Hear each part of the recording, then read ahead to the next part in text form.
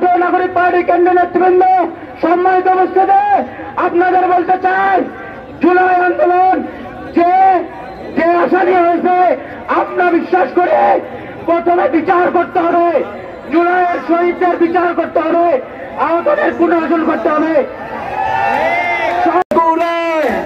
উত্তরবঙ্গে সারা দেশে হলো না, ডাইনে বলো বাইরে বলো, পিছন থেকে সবার সেরা ইয়ারো জলে সংসদে সংগ্রামে আন্দোলনে সারা দেশে ইসলাম, আমরা বাংলাদেশের পক্ষ থেকে নাহিদ ইসলামকে স্বাগত জানাই।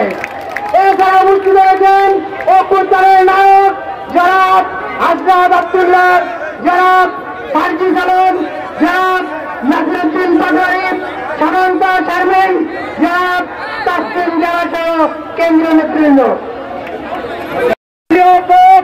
এক দফার ঘোষক জননেতা নাহিদ ইসলাম সহ জাতীয় নাগরিক পার্টি কেন্দ্রীয় নেতৃবৃন্দ, সম্মানিত উপস্থিতি, আপনাদের বলতে চাই, জুলাই আন্দোলন যে যে আশা নিয়ে হয়েছে, আপনারা বিশ্বাস করে প্রথমে বিচার করতে হবে, জুলাইয়ের শহীদদের বিচার করতে হবে, আহতদের পুনর্বাসন করতে হবে, সংস্কার, তারপরে নির্বাচন, তিনটা জিনিসই একসাথে করতে হবে।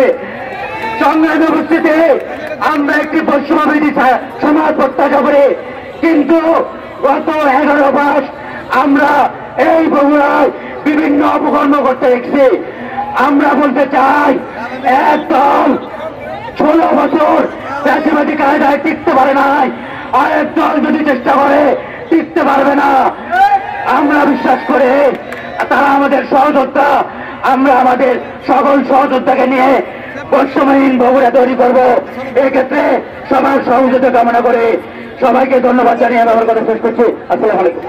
তাদের ন্যায্য মর্যাদা দেওয়া হয় না, কিন্তু যেই নতুন বাংলাদেশ গড়ে উঠবে সেখানে নারীদের তাদের মানবিক মর্যাদা দিতে হবে।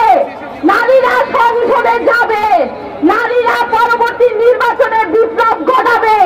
আপনারা কি আমার সাথে একমত?